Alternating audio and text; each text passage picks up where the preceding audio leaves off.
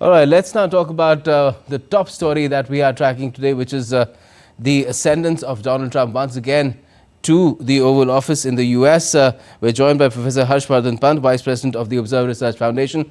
Good evening to you, Professor Pant. The prospect is, well, quite disruptive, it seems, the way Donald Trump's his team has said that he could bring out executive orders on the very first day after his inauguration, which could number as much as 200, covering a very wide range of subjects from the cost of living to even well, attacking the diversity-related initiatives that were taken in his predecessor's term. Yes, I think he's in a hurry. Donald Trump is the president in a hurry. He wants to change in some ways the face of the US in terms of the landmark victory that he has achieved. And I think he believes with some accuracy that initial momentum is important, initial days are important to set the agenda for the entire presidency. And because this is likely to be his last chance at the presidency, he would certainly like to have his own imprint on the US. And his supporters have demanded a lot of initiatives from him. So I think it is reasonable to assume that he would use the first few days, in fact, the first few hours of his presidency, to send out a message that he means business. And therefore, we can expect a range of measures through the executive orders that he plans to initiate. And therefore, how disruptive those would be remains to be seen. But certainly, I think on a range of issues, he wants to shake the consensus in Washington, and that would have an impact not only within the US but also everywhere else. Yes, and even in his inauguration speech, if we were to compare it to what had happened in 2017, he had at that time he had talked about very dark. It was a very dark speech. This time, it seems there are indications that he will be upbeat about the whole thing, but at the same time, talk about how he will usher in a new dawn for the US, which will make America great again. That has been a running theme, but how do you think he'll go about it? There is, of course, information coming through that perhaps because there will be a lot of foreign dignitaries there at his inauguration, including our External Affairs Minister, at least triggering another war on the tariff front will kind of be held off, at least for today. Well, I think it would be interesting because he has, in any case, indicated that economic issues are going to dominate his agenda, and that he believes that America has been unfairly, treated in some ways, and therefore he would want some kind of a rebalance in the system. Now, whether he targets all the major countries or whether he targets some important ones, that again remains to be seen. But he is sending out these very interesting messages. At one point, he has put on his cabinet a number of people who have very distinct and very, very sharp views on China. On the other hand, he's saying he has had a very good conversation with Xi Jinping, and that the vice president, has been invited. One of the top leaders from China has been invited. He will be there at the inauguration. He has said that, look, I want to resolve global problems with China. At the same time, one of the first acts of his administration will be to host the Quad Foreign Ministers meeting tomorrow. So I think almost all of this is indicating that he wants to retain leverage in negotiating with the Chinese, and he using all the levers at his disposal to make that argument. And therefore, it is going to be very interesting to watch where the axe falls in the initial few days, in the initial few hours, and how he carves out a policy framework, because ultimately this will determine the trajectory, not only what happens over the next few days, but also what happens over the next 4 years, which is a long trajectory, and for him a historic moment for Mr. Trump to lay out that agenda and to ensure that that agenda is carried forward. So I think there is much that is now that will be shaped by what he does in the first few hours of his presidency. As you were speaking, Dr. Pant, we're playing out the images of the Capitol Rotunda. These were live images. We could see Sundar Pichai there along with Elon Musk, some tech czars sitting there together, grouped up. And this is where the inauguration, the swearing in will take place. It's an indoor venue right under the dome of the US Capitol. This was not where it was initially planned, but this is indoors, as you can make out, all our viewers. And earlier it was supposed to be in the open air, right on the mall where all the monuments are, the imposing monuments of Washington, D.C. Well, that was outdoors. There's a very cold spell of weather that is taking place in that region of the U.S., the Arctic sweep in that is coming in. And at this time, outside temperatures are supposed to be around -6 degrees Celsius, although that does not really conveyed. And that's, of course, the Trump family, some of the children, Barron Trump, over 7 feet tall, moving in to the rotunda as well. We could see in those images. Now, if you look at the kind of legacy that Trump is perhaps going to undo, there is Biden, who has tried to do his utmost to ensure that that does not happen, and also to ensure protection for those who he thought would be targeted later on during the Trump administration. And he's taken those sort of measures even in the final moments, in the final hours of his presidency, of his waning presidency. What do you make of that? Do you think, because we've had promises being made by a person like Bondi, that she will not really go after anyone as such when the Trump administration takes over? Well, I think, Gautam, it speaks very poorly of the US at this point in time. The political polarization is at such an extreme that some of these things are being talked about. US used to be an exemplar in the kind of the democratic world, and it no longer is increasingly. And I think that's a sad situation to be in. And if you see, both on both sides, it has played out very poorly. And I think this idea that somehow Trump administration would target the supporters of Biden or the Democrats or those who do not agree with his views, and therefore the outgoing Democratic administration had to carve out these new ways of protecting them. That tells you how weak the institutional fabric of the country has become. And I think ultimately this will weaken, whichever way you look at it, the institutional frameworks on which American democracy stands. So I think this is a particularly sad moment in that sense. Of course, we had seen what had happened last time, when there were riots on the Capitol, when Mr. Trump did not concede his defeat. So we are looking at a gradual weakening of the democratic fabric in the U.S. And I think in some ways, what you were saying earlier about his speech, perhaps Mr. Trump can lay out a positive and forward-looking agenda for his administration and not look back and talk about all the issues, for example, of victimization and of marginalization that he had so cleverly used in his politics, because this certainly will lay the groundwork, at least of bringing the country together. And this should lay the groundwork of bringing the country together, because that's what presidents in their inaugural speeches should do and have tended to do in the past. And so, as you were saying, his first speech was pretty dark, but there is an expectation that perhaps this might be more forward-looking, a speech about the future of America and the way perhaps that the way he wants to bring the country together. That might be a good start for him, because all the issues that you had raised actually have cast a pall over the democratic sentiment in the country. And as you would have noticed, in DC, for example, there have been demonstrations. Many people have left DC because DC is particularly blue in that sense, and therefore there is a lot of back and forth in terms of the democratic mandate here. But of course, Mr. Trump has been elected. He has been elected by a big mandate, and the country has to rally around him, and he has to ensure that the country rallies around him. That should be the mandate to begin with, before he started disrupting anymore.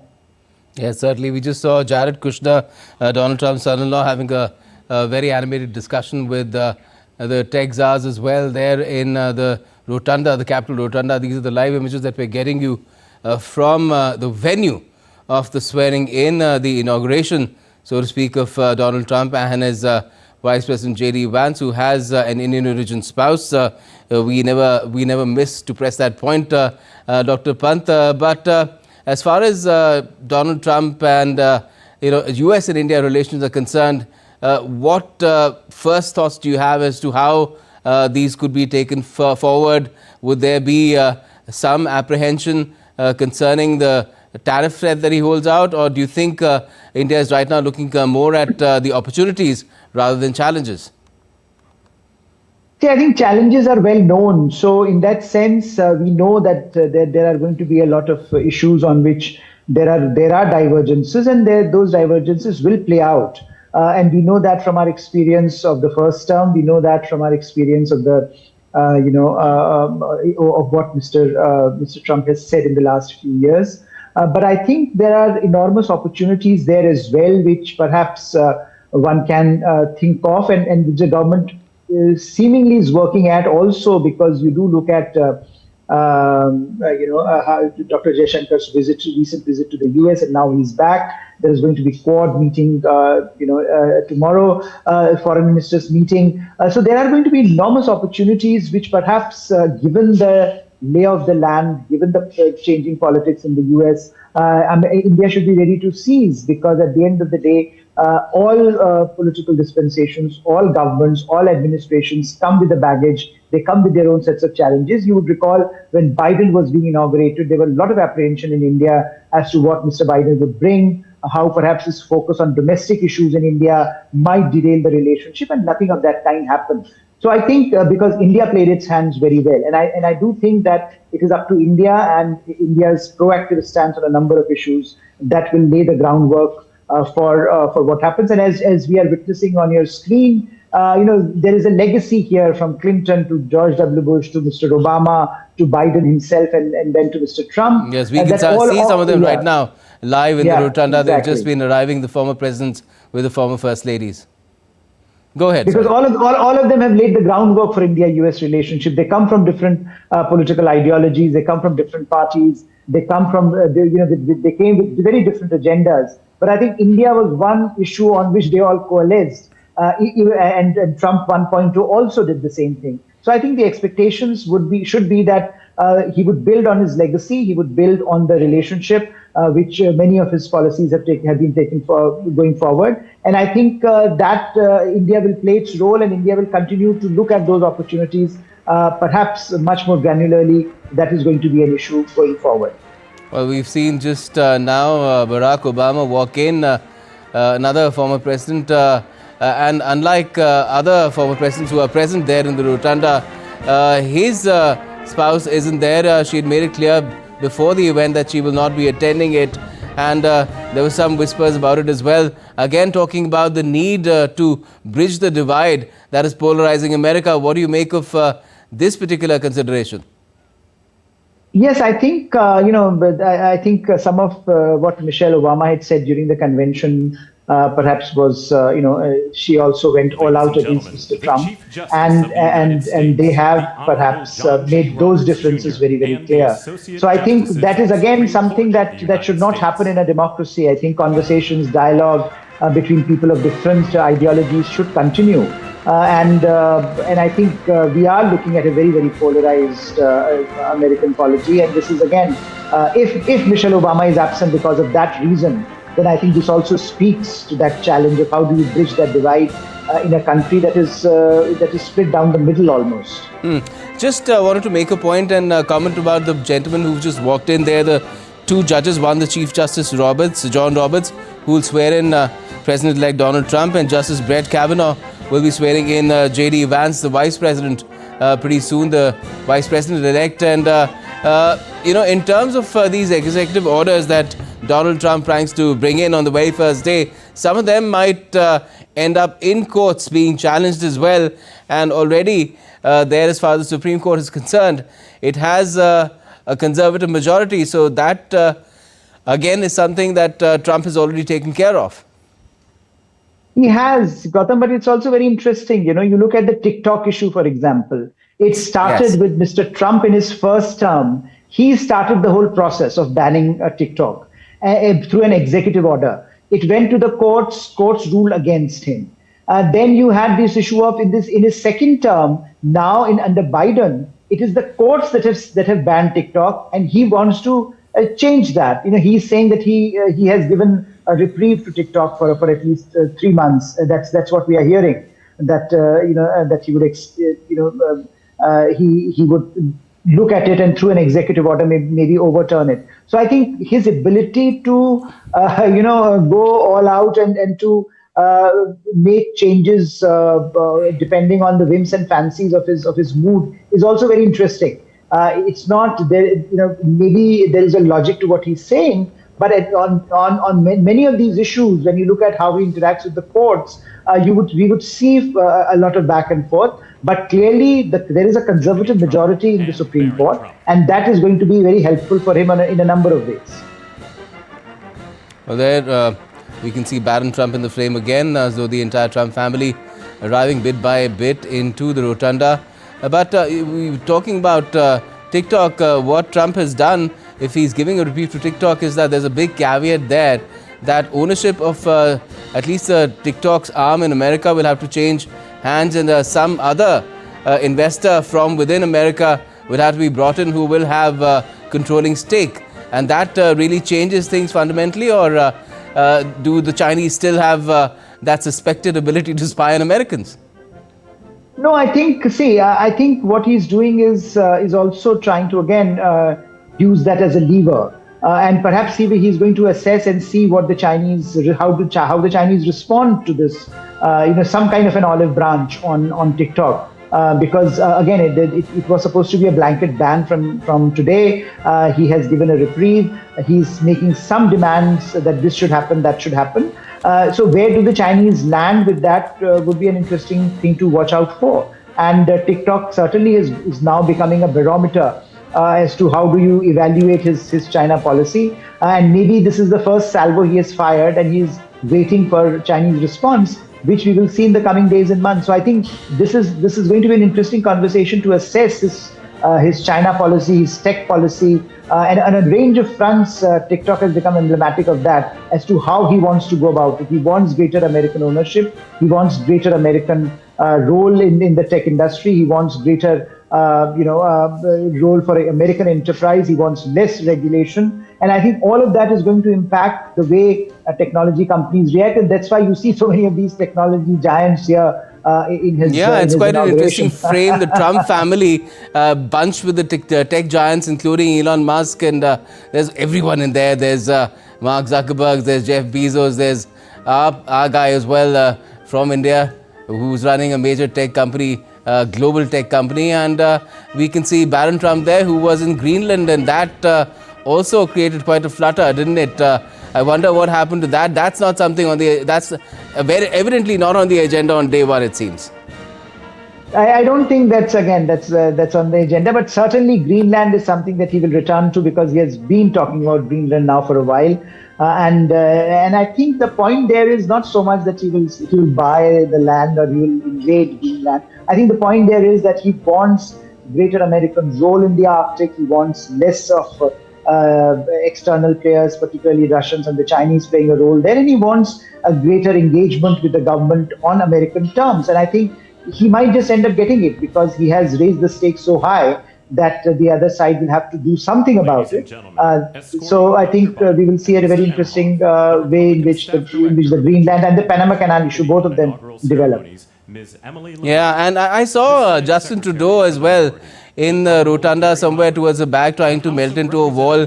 Again, that question of Canada coming up, which is again not something that might be triggered off on day one, but it might start with those tariffs that he's threatened to hike for all Canadian imports, 25% for both Canada and Mexico.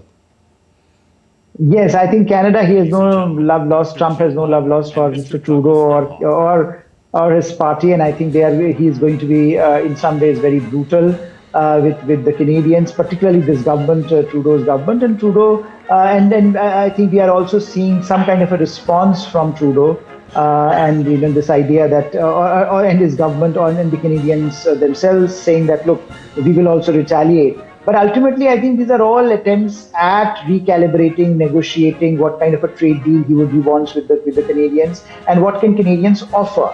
So I think it's more or less a rebalancing relationship. He wants a rebalance in the relationship. Where he actually ends up with the Canadians, that I think would be something to watch out for. What can the Canadians give? They certainly are doing much more on immigration, on security on the border, etc., where they have ramped up security. But he also wants Canada to do more on defense, etc., which Canadians at this point, perhaps in the short term, would be unable to do. But they will certainly have to rethink their security posture as well. Yes, we've just seen the First Lady and the spouse of Vice President Harris also walk in. I beg your pardon. We've seen the spouse also walk in there, and handshakes all around, smiles. The rancor of the campaign and the pain of the loss seems to have been forgotten for the moment, because this is a moment of the triumph of American democracy, I guess, Dr. Pant, and it seems that there is a consciousness about ensuring that things go smoothly from here, at least till the time one can afford it. I think so. I think it's a good start to have that kind of a presence and to have that kind of a solidarity, at least at the top level, where people can come in. I mean, I think it does stand in stark contrast to Mr. Trump doing what he did last time, when he did not really concede and did not really, really congratulate the victor, and so I think, but this time there is certainly an attempt by both sides to be more forward looking. But again, the proof of the pudding would be in the eating. Particularly, I think what Mr. Trump says in his speech at the inauguration, and what kind of executive orders he signs, etc., in the first few days, in the first few hours, in fact. So I think we'll have to wait and watch for the larger, beyond the optics. But certainly the optics look good. Looking at this rotunda, the way the people have gathered around, the crowd does seem thin, and Donald Trump is a man who likes grand entrances and grand moments. He had commented about the strength of the crowds for his inauguration, comparing it to Obama's in the past as well. But this time around, do you think he would find it a bit underwhelming, or he's just focused on what lies ahead?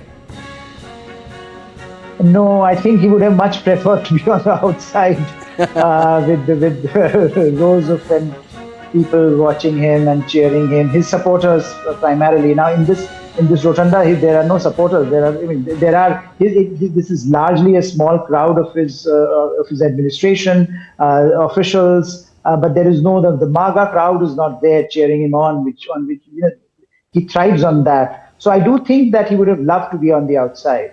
But unfortunately, the weather did not permit, and so I think again the speech that he would give now would carry a lot of weight, because that would be his message to his supporters as well, and how that is received outside. I think that would be a big barometer of what happens. But certainly, I think this is a year back, no one expected that he would return, but he has returned triumphantly. And I think this also is in some ways bidding adieu to moment for Mr. Biden, President Biden, and that I think Mr. President Biden, as he has indicated in his recent statements, he particularly feels sorry about, because he would have wanted again to run and to win and to go on a high, but he's going with very low numbers, approval ratings. He's and he could not defend his term. So I think there are some moments here, poignant moments for both, particularly for the Democrats, for Biden administration in particular, and for Kamala Harris also, because of the loss. But for Trump, of course, it's a triumphant return against all odds. Well, definitely, and we're awaiting that moment. I think when the current president for the moment and vice president will make their entrance, perhaps, because their spouses have already come in. We've had the former presidents and their former first ladies also coming in. A big part, of course, a man expected to play in this administration is Elon Musk. One of the executive orders is going to be about Doge as well. Do you think this is something that will be sustaining kind of an exercise in terms of cutting down and bringing in efficiency in government or do you feel that this might be a future source of rancor as well, and problems could crop up for the Trump administration because of this as well? I think it's a double-edged sword. All Republican governments have talked about the small state, and I think they have all looked at this issue in their own ways, trying to cut down flap, bureaucracy. But I think this is the first time when we are seeing a group of external players being brought in, and particularly Musk type of characters who are mavericks, who will propose at times very interesting ideas, but they can be very extreme in the sense of how do you navigate them through a bureaucratic system, because ultimately bureaucracy has to deliver that bureaucratic cutting. So whether the bureaucracy will accept that, whether the bureaucracy will how bureaucracy takes that, and how the system allows some of these initiatives to be factored into decision making. I think those are huge issues, and I don't think that there are people, at least those who have been appointed so far in the administration, who have that kind of a link with the bureaucracy, where they can navigate this effectively. So you have some very interesting people in the administration, but if you do not have that connect with the bureaucracy can fire back. Bureaucracy can also respond in its own ways and make life difficult for the administration by not really delivering the outcomes that the administration may want. So I think there are huge issues here, and we will have to wait and watch and see how it evolves. But certainly the ideas and what they present would be interesting to watch out for. Okay, the first lady to be walking in now, being escorted in as well. So we're getting close to that moment. And when we were talking about how things could play out with the bureaucracy, it was reminding me of the Yes Minister and Yes Prime Minister books and the interplay of the politicians and the bureaucracy there, how it led to a lot of hilarity. But again, that is something that is all devoted to levity, which may not be the case in actual running of governments. And that is, of course, the British government, and this is the US one. We'll have to leave it there at the moment. Professor Pant, thank you so much for joining us to talk about these, really big moments as far as global geopolitics is concerned, because that is something that will also be impacted when Trump 2.0 begins. In just a few moments from now, my colleague Ramesh Ramachandran will also be here to take this forward. I'll be, of course, waiting in the wings again to take this way into the night as we have that inauguration taking place and the inaugural speech. Thanks for watching for the moment, taking you with these live images of the Capitol Rotunda, where the inauguration is set to take place for Trump